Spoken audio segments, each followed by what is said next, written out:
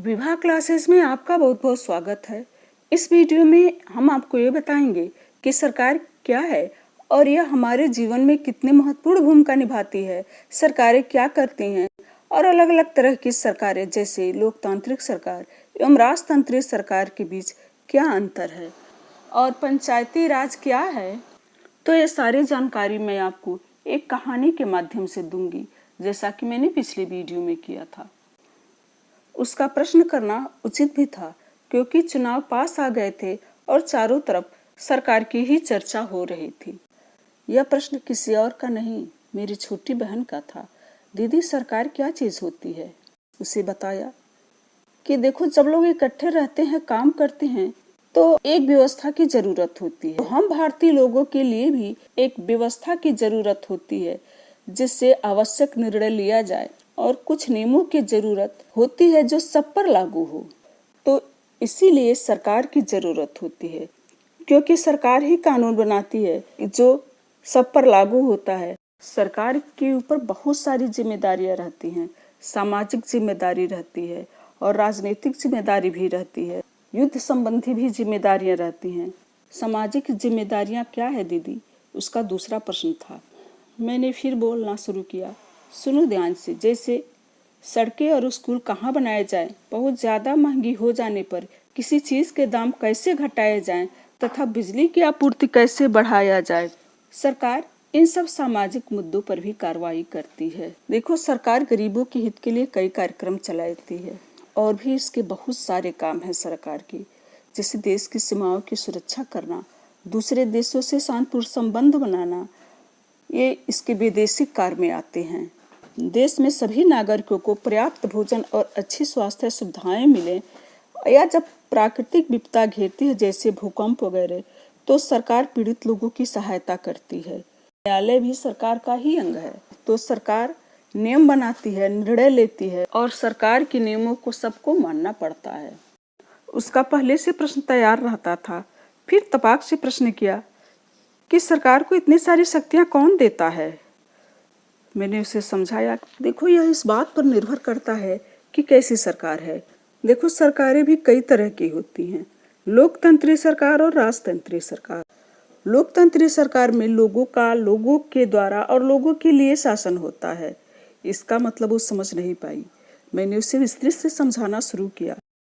देखो, जैसे चुनाव पास आ रहा है, अब देखना, तुम सारे लोग वोट देने जाएंगे तो अपनी पसंद के नेता को वोट देकर लोग चुनेंगे और ये चुने जाने के बाद वही लोग सरकार बनाते हैं। लोकतंत्र में सरकार को अपने निर्णयों में उठाए गए कदमों का आधार बताना होता है, सफाई देनी होती है, क्योंकि सरकारें जनता के प्रति उत्तरदायी होती हैं। 5 साल बाद से फिर चुनाव होता है। वही सरकार पुनः तभी रह सकती है जब फिर लोग उसको चुनेंगे। और दूसरी तरह की सरकार होती है जिसे राजतंत्रीय सरकार कहते हैं।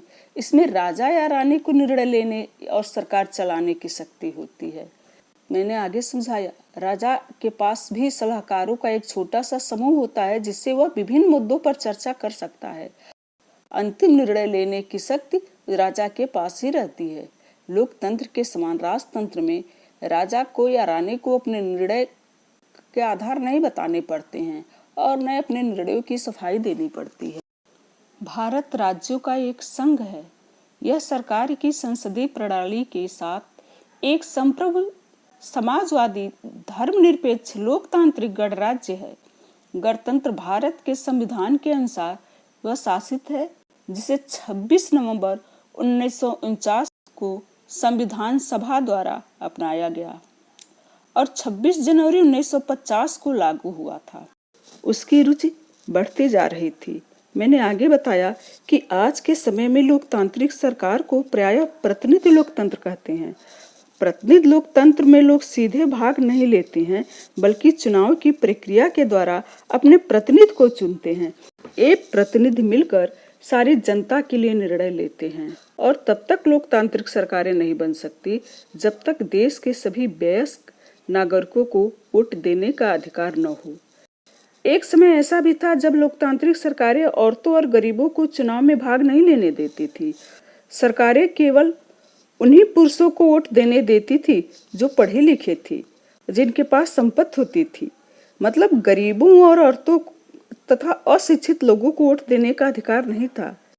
इसके लिए काफी संघर्ष करना पड़ा और जब संविधान बना तो उसमें भारत के सभी वयस्क महिलाओं और पुरुषों को वोट देने का अधिकार मिल गया। इतना बड़ा देश है, कई गांवें हैं और गांव में कोई काम कैसे चल रहा है तो ये सरकार उतनी दूर है, उसे कैसे पता चल सकता है दीदी, और उसमें कैसे सुधार ला सकती है। उसके जिज्ञासु मन को शांत करने के लिए मैंने आगे बोलना शुरू किया। सरकारें 3 स्तरों पर काम करती है, स्थानीय स्तर पर, राज्य स्तर पर एवं राष्ट्रीय स्तर पर। स्थानीय स्तर का मतलब कि हमारे गांव, शहर या मोहल्ले से है। राज्य स्तर का मतलब जो पूरे राज्य को ध्यान में रखे, जैसे उत्तर प्रदेश, बिहार, हरियाणा, असम, इस सब राज्यों में अलग अलग सरकारें हैं, ये राज्य स्तर की सरकारें हैं। और तीसरा, राष्ट्रीय स्तर पर जो सरकारें होती हैं वो कोई नियम बनाती है या कोई निर्णय लेती है तो पूरे देश को ध्यान में रखती है। सरकार का सबसे पहला स्तर है पंचायती राज। ग्रामीण क्षेत्रों में ग्राम पंचायत लोकतांत्रिक सरकार का पहला स्तर है। ग्राम पंचायत ग्राम सभा के प्रति जवाबदेह होती है क्योंकि ग्राम सभा के लोग ही उसको चुनते हैं।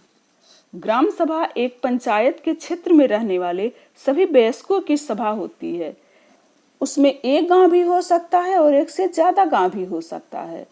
कोई भी व्यक्ति जिसकी उम्र 18 वर्ष या उससे ज्यादा हो उसे वोट देने का अधिकार प्राप्त हो और जिसका नाम गांव की मतदाता सूची में हो वह ग्राम सभा का सदस्य है।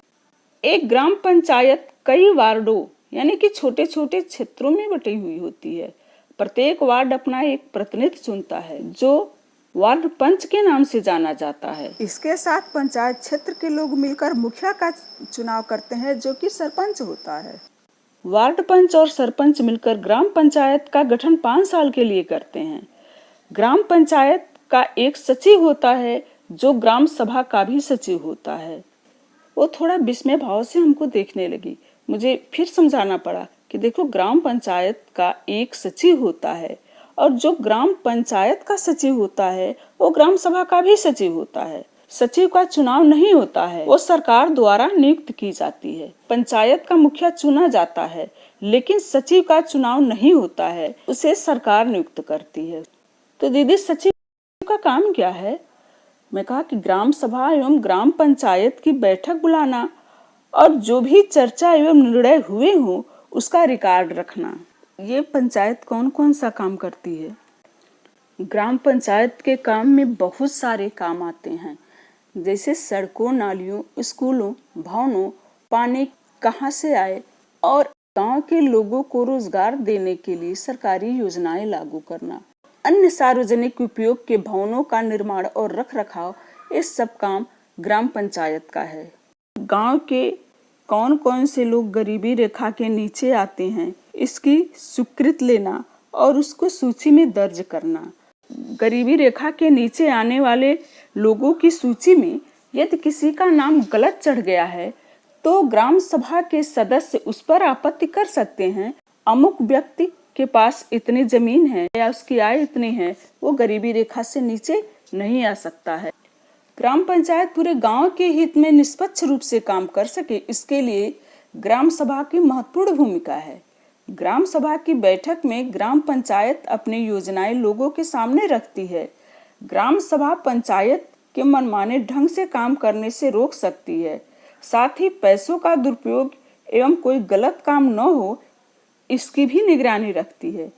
इस तरह से ग्राम सभा चुने गए प्रतिनिधि पर नजर रखने और लोगों के प्रति उन्हें जिम्मेदार एवं जवाबदेह बनाने में बहुत ही महत्वपूर्ण भूमिका निभाती है। तो ग्राम पंचायत इतने पैसे कहाँ से पाती है कि सारी व्यवस्था कर ले?